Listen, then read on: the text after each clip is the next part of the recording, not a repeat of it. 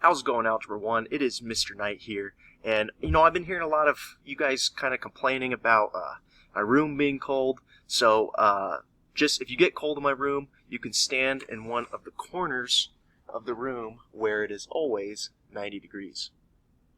Let's go ahead, let's begin. We have a warm-up today, okay? We're going to compare and contrast these two expressions right here. I would like you to pause the video, think about how they're different, and explain how they are different to yourself. Go ahead, pause the video. Go. All right, we're back, because I don't have an editor. But we are here, and we can look at these two expressions. They are clearly different from each other. We have these guys right here, which we worked with in the last lesson. We looked at how to multiply these monomials right here.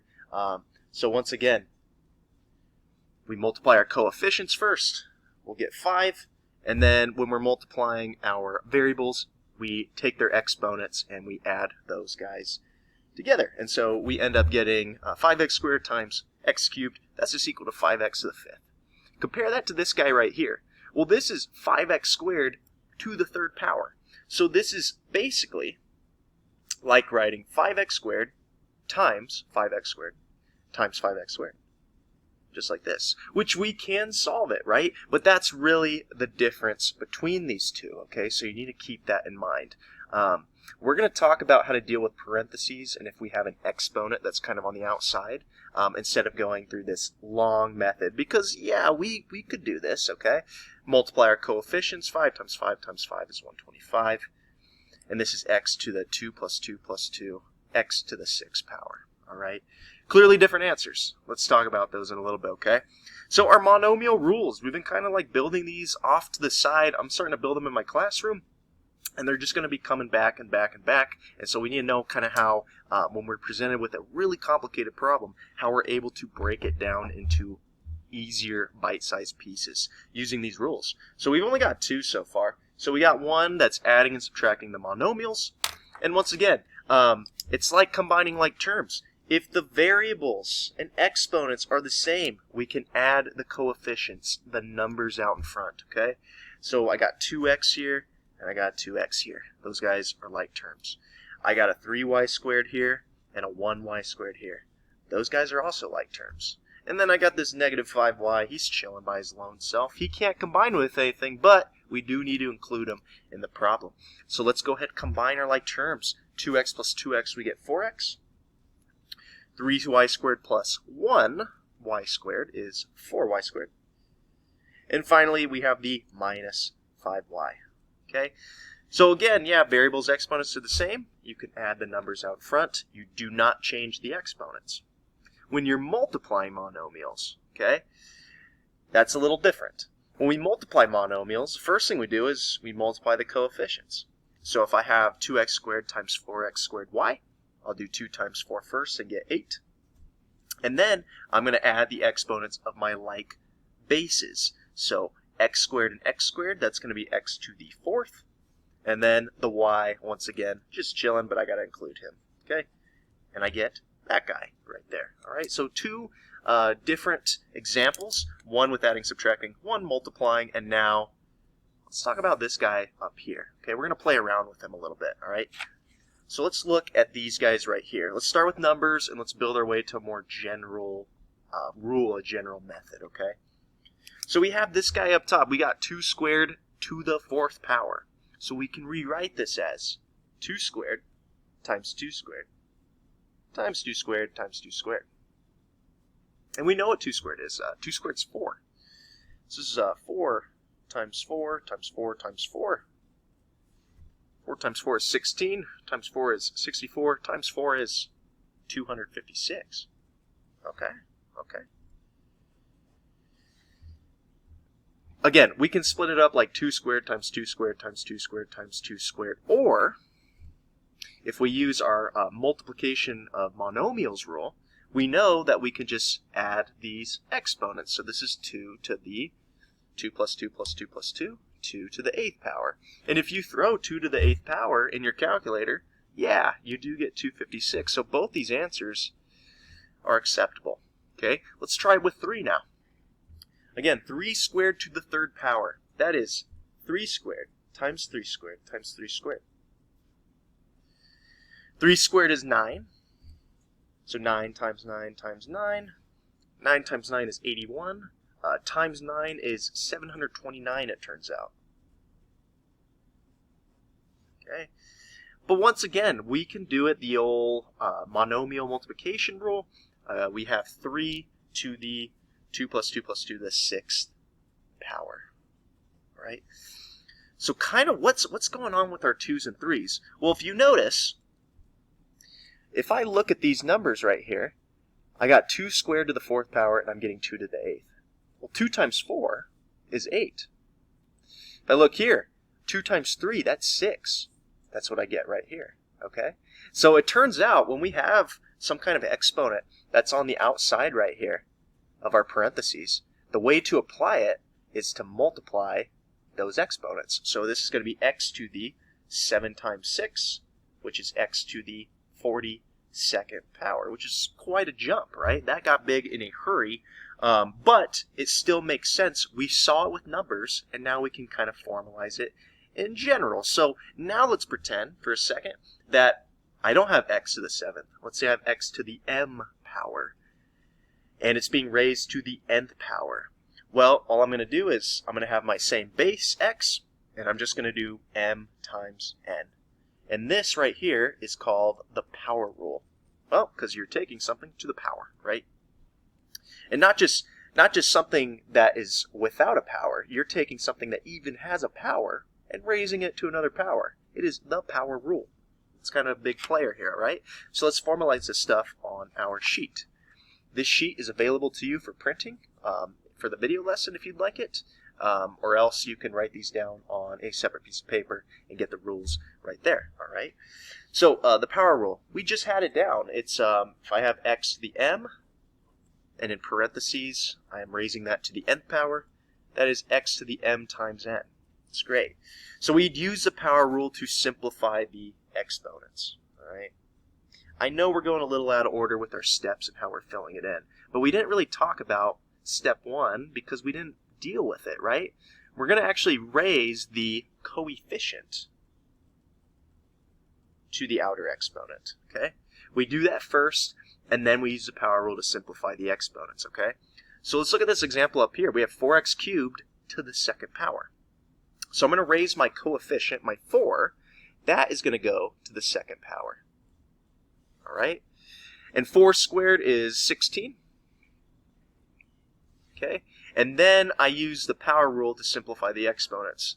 Well, again, I have x cubed to the 2nd power, so I'm going to do 3 times 2, and I get x to the 6th power. So 4x cubed squared is literally 16x to the 6th. And it's kind of like, we've seen something like this before when we have parentheses in something that's being multiplied. We use distribution. Obviously now we're using an exponent here, but it kind of works the same way. I'm distributing this 2 to my coefficient and to my exponents of each of my variables, okay? And that's really how we're going to approach these problems. Let's take a look at number 1. All right, number 1, we have x to the 2nd power raised to the 5th power. Well, I don't need to do step 1. There's no coefficient, okay? There is, it's a 1 technically, but 1 to the 5th power is 1, right? So I don't have to really work with that guy. But the power rule tells me I'm going to multiply the 2 times 5, so this is x to the 10th power, okay? Let's look at number 2. Now we have 2 variables, right? Again, we can treat this outer exponent as something we are like distributing, okay? I'm going to distribute this exponent to each of these exponents here, okay? Now once again, if it's just a variable and there's no exponent shown, it's implied there's a 1 just dangling right there, okay? So I'm going to take it to both of these guys. So c to the 1 times 3 is c to the 3rd, and d to the 2 times 3 is d to the 6th. And there we go, okay? Didn't have to work with the coefficient in that one either, all right? We're going to look at number 4 first, and then we're going to come back to number 3. There's a reason for it, okay? Number 4, okay, now we have a coefficient. No biggie. we already saw how to deal with that, right? Kind of up in this example. I take this power and I distribute it, or raise the coefficient, to the outer exponent. So 2 to the 5th power, that comes first, all right? Well, 2 to the 5th power is the same thing as 32. So this is going to equal 32. And then, remember, I'm taking this 5, distributing it to each thing. We already did it with the 2. 2 to the 5th is 32. We got that part. And so now we have x to the 2 times 5, x to the 10th, y to the 1 times 5, y to the 5th. And that guy is done. Well, let's compare that to number 3, because if we look at this guy, we do have a coefficient. The issue is that it is not in the parentheses. So I actually do not have to do step 1, right? Raise a coefficient to the outer exponent. Well, it's to the outer exponent, this guy over here, but the -4, it's already outside of that. So I'm not going to need to apply it to the -4. Just the m to the 1st power and the n to the 4th power. So what I get is -4 is going to stay the same. That's not going to change. But now I have m to the 1 times 3, so m to the 3rd, and n to the 4 times 3, so n to the 12th power. And that guy's finished. Okay? So keep that in mind when you're working with these. If it's not in the parentheses, you don't need to apply the power rule to your coefficient. No need. Okay? Let's keep going. We're doing great. Let's look at number 6. We got a coefficient. It's 1/2, right? We hate dealing with fractions, but it's not that bad. Okay? So what we can do with this guy, like I've been saying, we can take the outer exponent and we're going to distribute it to each variable and each coefficient. Well, we only have that 1/2 right there. Well, 1/2 to the 3rd power is the same as 1/2 times 1/2 times 1/2. 1/2 times 1/2 times 1/2 is 1/8. Really what's going on when you have something like 1/3 raised to like the 3rd power is you're almost taking that guy, this 3, and you're kind of applying the power rule to the top and the bottom. We're kind of treating them like both like coefficients in a sense. So this 3 is going to the 1. This 3 is also going down here. Okay? So I would make this 1/3 times 1/3 times 1/3, or it'd be 1 cubed over 3 cubed, which gives us the same thing as what I just said, because 1 cubed is 1, 3 cubed is 27. So is 1/3 times 1/3 times 1/3. Okay? So, I know that's a little complicated, but if you can think about it like this, if this helps, just writing it out like 1/2 times 1/2 times 1/2, right? That'll help you, okay? If that's how you want to go about it. Anyway, we got 1/8. That's figured out. And now we need to apply this exponent of 3 to each of these. So I'm multiplying. So I get a to the 9th power, b to the 12th power, and c to the 15th power. Pow. We're good to go. Okay? We're doing great. Let's keep going. Let's look at number 7. We're seeing a lot of different kinds of examples. This rule right here, it's a simple rule, but it has a lot of implications to it, as you're seeing, right? Kind of with the things that we've been building off of thus far. Let's take a look at number 7. I'll rewrite it because I know these are really small and hard to see. Maybe that'll help. All right. Once again, same business. I take this 2. I'm going to distribute it to each part right here. Okay? Well, this is -2 squared. Okay? -2 squared. So it's -2 times -2, which is a +4. So it actually changed our sign. Signs do matter here, and we got to keep them in mind, okay? So this is going to be a 4. And then the rest of it is kind of what we've been doing, right? We're going to do a to the 4 times 2, a to the 8th, b to the 6 times 2, b to the 12th. Okay? And that guy is finished. All right? Let's look at number 9 right here, okay? We have, now we're actually combining 2 different rules, right? We have our power rule right here in this first monomial, but now we're multiplying by xy squared.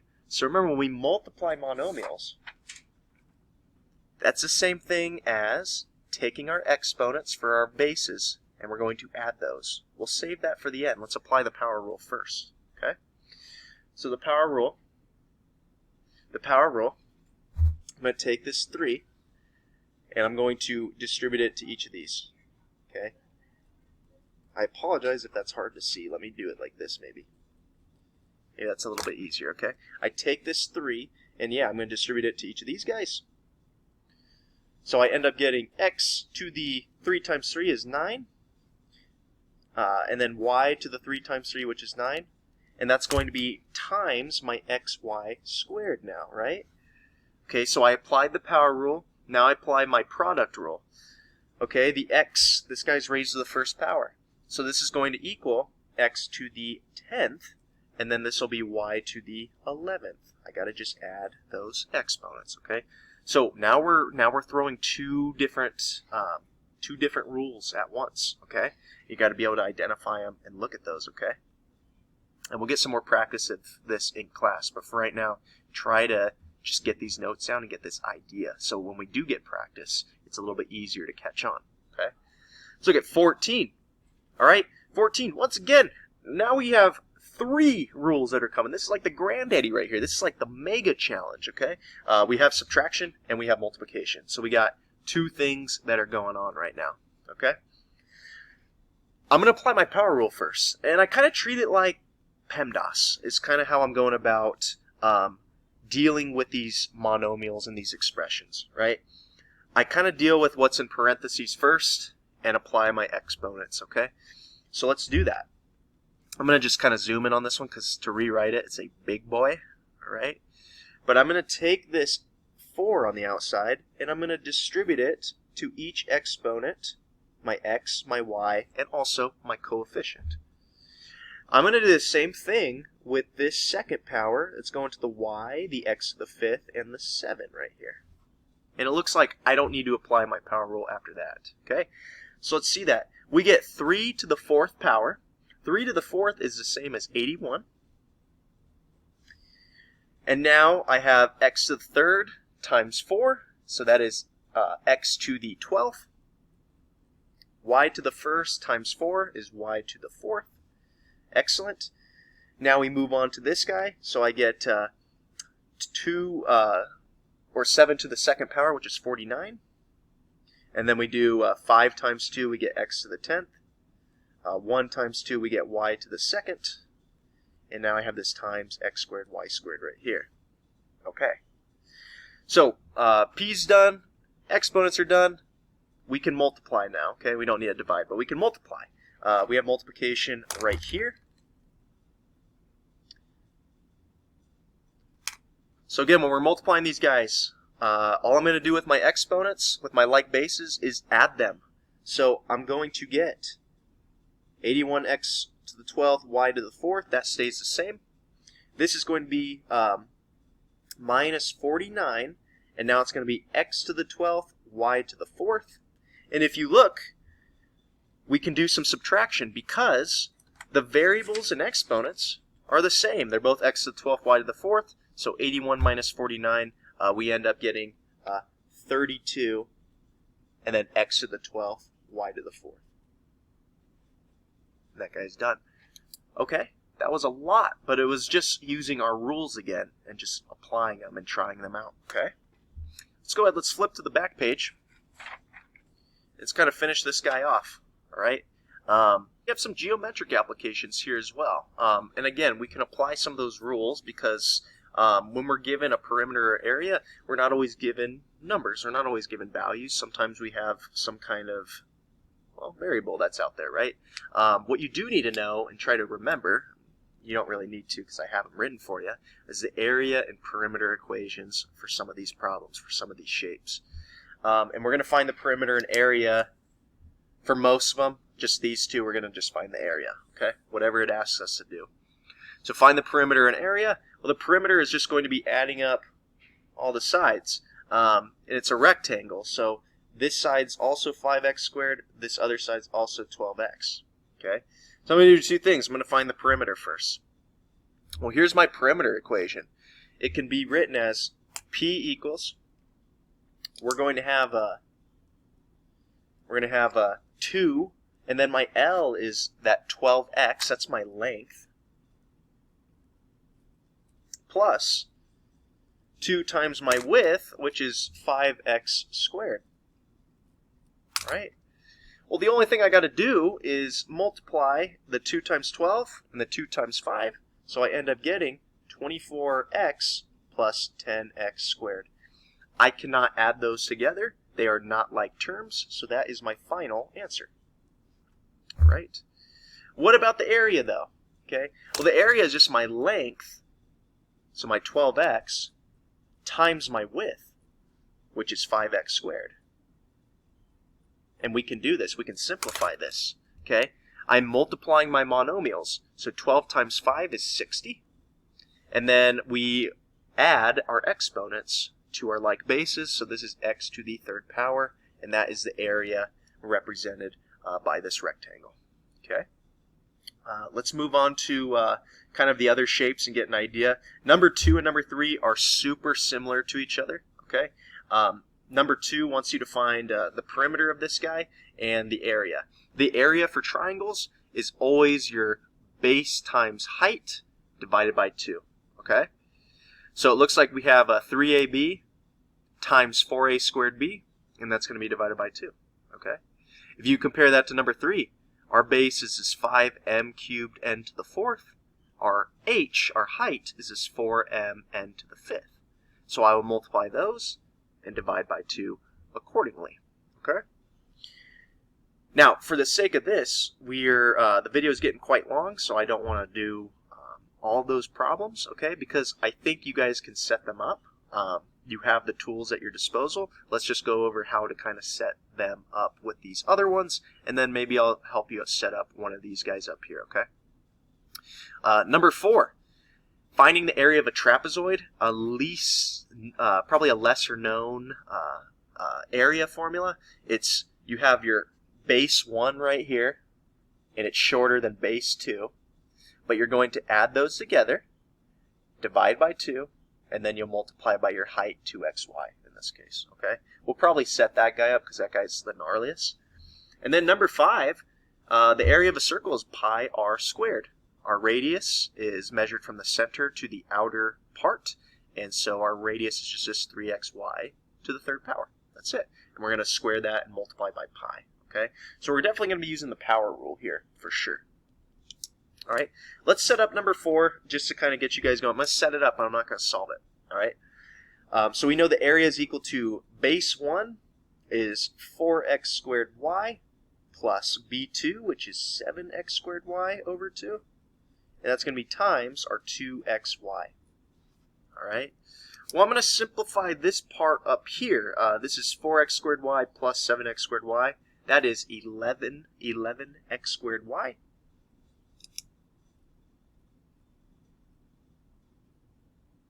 All over 2. And that's times 2xy. All right. So we can kind of work with that guy a little bit. All right. These are kind of like fractions. Yeah, let's work with them as fractions. There we go. I just made 2xy a fraction. Okay, we go top to top, bottom to bottom. So let's work on the top. Again, if we're multiplying our monomials, we got 11 times 2. That's 22. My x's, I'm going to add their exponents, so it's x to the third. It'll be y to the second, and that's all over 2. Well, I can simplify this a little bit more. 22 divided by 2, that's just 11. So this is equal to 11x cubed y squared. Okay?